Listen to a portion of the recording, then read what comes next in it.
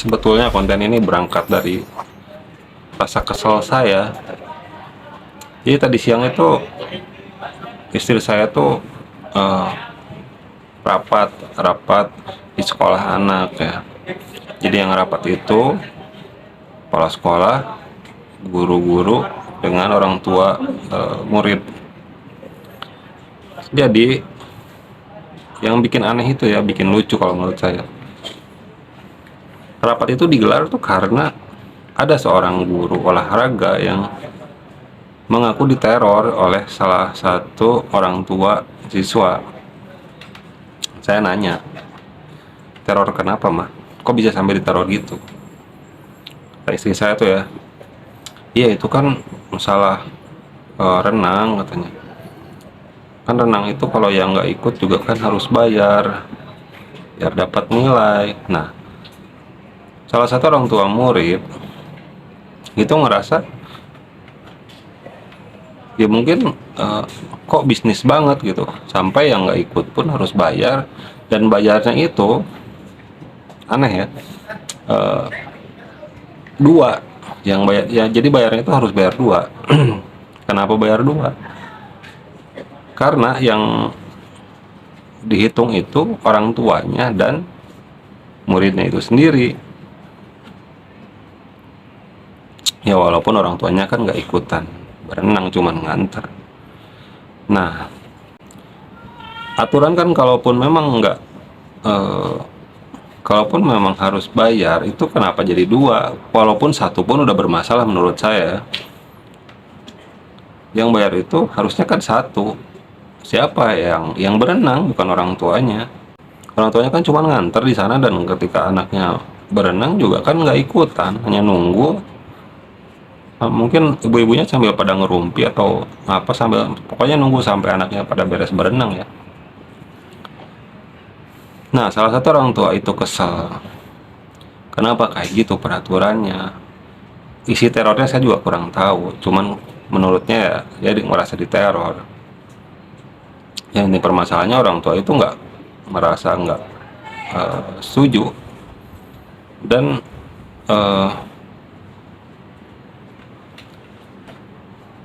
orang tua murid itu merasa dicurangi oleh guru, karena mungkin ya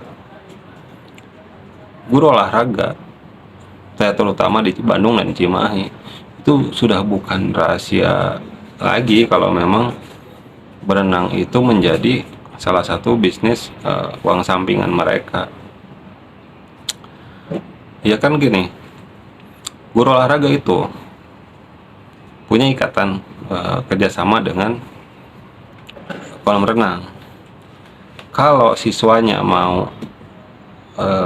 kalau siswanya berenang di kolam renang tertentu, maka kolam renang tertentu akan memberikan diskon pada guru olahraga tersebut, dan diskon itu masuk ke uang saku ya guru olahraga itu sendiri. Dalam rapat itu kepala sekolah pun sampai ikut berbicara ya, menegaskan nggak pada para ibu-ibu, karena katanya yang datang semua cuma ibu-ibu. Pihak sekolah itu nggak pernah meminta uang kalau memang nggak ikut berenang. Tapi katanya yang nggak ikut berenang itu harus beli peralatan olahraga, olahraga berenang maksudnya, seperti pelampung apalah, untuk diserahkan kepada guru olahraga. Pertanyaannya, terus kalau emang ya beli alat itu buat apa? Toh juga nggak akan dipakai sama anak-anak. Terus apa hubungannya nggak ikut berenang terus harus beli alat olahraga? Dan diperjelas lagi oleh kepala sekolah itu, jadi anak-anak itu memang harus berenang karena wajib ada nilainya. Kan kalau logikanya tuh ya, misalkan saya sebagai murid terus nggak berenang, apakah pelajaran olahraga itu apakah isinya cuma berenang? Pasti enggak lah, kan ada senam, ada lari, ada pelajaran teori juga, renang salah satunya. Dan renang itu hanya 3 bulan sekali. Ya, renang itu hanya 3 bulan sekali, karena hitungannya setahun 4 kali katanya. Jadi wajib ada nilainya. Jadi ke kepala sekolah itu ngomong wajib ada nilainya. Dan menurut saya, kok ini orang tua murid nggak ada yang protes, apa nggak ada yang ngerasa rancu? Apakah dengan nggak ada yang ngerasa rancu gitu dengan omongannya kepala sekolah itu? Atau mereka ngerasa bodo amat lah, toh cuman 70.000 kan 70.000 itu kan dipungutnya tuh, karena tiket masuk sama sewa angkot itu 35.000 satu orang. Nah dihitungnya 2 orang kan sama orang tuanya, jadi 70.000. Saya pun mikir, peraturan macam apa ini, konyol banget. Sebodoh-bodohnya orang juga tahu bahwa ini pasti ya bisnis. Malahan kepala sekolahnya tuh bilang gini, kalau misalkan memang nggak ikut berenang, tapi kan nilainya harus ada. Nah gimana caranya biar ada nilai? Ya berunding lah sama guru olahraga. Artinya kan udah jelas, berunding tuh apa? Kalau memang sebetulnya kan, kalau logikanya kan, kalau memang anak nilainya kurang karena tidak mengikuti satu kegiatan tertentu, ya udah. Ya, karena tadi seperti saya bilang, dari semua kegiatan olahraga, mata pelajaran olahraga itu kan nggak cuma berenang. Kalau misalkan dari semuanya itu diikutin terus berenang aja yang enggak, misalkan dari 100 harus jadi 70, ya udah tulis saya 70, kenapa ribet gitu. Bahkan saya tuh sampai bilang ke istri, memang di sana nggak, yang tadi ikut meeting tuh nggak ada yang ngerti masalah pendidikan, nggak ada yang ngerti masalah kayak ginian, bahwa kayak gini tuh pasti bisnis, kayak gini tuh pasti ajang cawe-cawe. Walaupun ya saya tahu keuntungannya nggak gede, nggak kayak keuntungan anggota DPR atau apa gitu ya, kecil. Tapi 70.000 itu yang saya rasakan itu berat. Saya main YouTube kayak gini nggak dapat duit karena memang belum bisa monetize. Dan mungkin banyak lagi orang-orang di luar sana yang seperti saya, yang besok makan juga nggak tahu. Malah kepala sekolahnya itu dengan enak bilang gini, iya kan diumumkan misalkan 2 minggu lagi bakal ada berenang. Nah dari situ nabung. Kan harusnya kan ditoyor kepalanya. Emang semua orang bisa nabung? Kan harusnya gitu kan. Ya ujung-ujungnya karena saya kesel. Jadi bukan kesel sama istri saya, jadi saya kesel ngedengar cerita dari istri saya. Kesel sama orang-orang di sekolah itu, sama kepala sekolah dan guru olahraganya. Benar-benar mereka itu bekerja seperti orang yang nggak digaji. Kalau ada statement guru itu pahlawan tanpa tanda jasa, saya bilang itu orang tolol. Kalau itu gurunya guru honorer, saya percaya dengan kata itu dan saya mengiyakan. Karena apa? Karena bayarannya nggak setimpal. Guru honorer itu dia ngajar sebulan, paling gajinya dapat berapa sih? Yang di SD 300.000, SMP paling 500.000 sebulan. Bahkan ada tuh teman saya,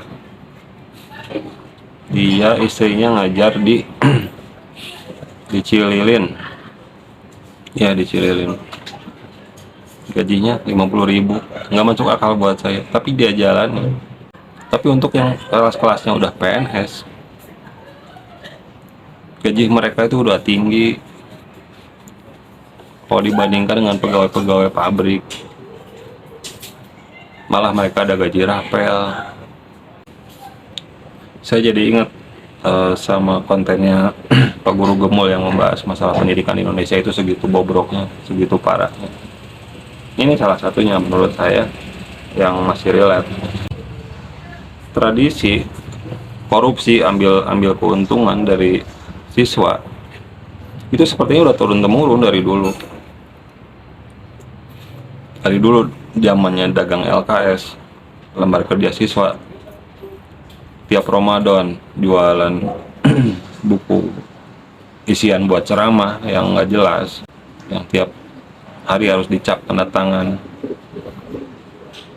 kalau nggak jualan buku paket. Sekarang udah nggak bisa kan jualan buku paket, karena emang semua buku di drop dari pemerintah. Jadi statusnya siswa itu meminjam ke perpustakaan sekolah.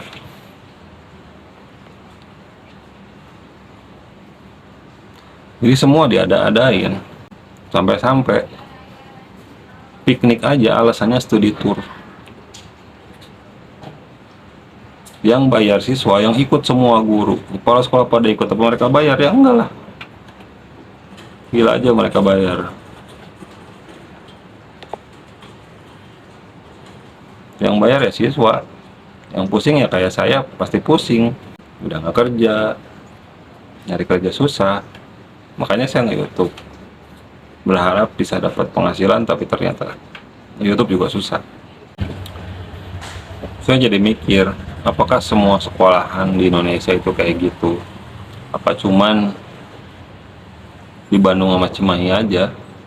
Kepala sekolah yang bobrok, yang udah pada tua-tua tuh, kebanyakan mereka tuh yang nggak orang-orang gaptek, orang-orang yang pegang HP aja gemeter, orang-orang yang disuruh memakai komputer aja mereka nggak ngerti, orang-orang yang ngerjain tugas tahunannya itu mereka nyuruh orang buat ngetik dengan bayar sekian ratus ribu untuk mengetik sebanyak 2 rim sebagai salah satu tugas administrasi mereka, administrasi mengajar.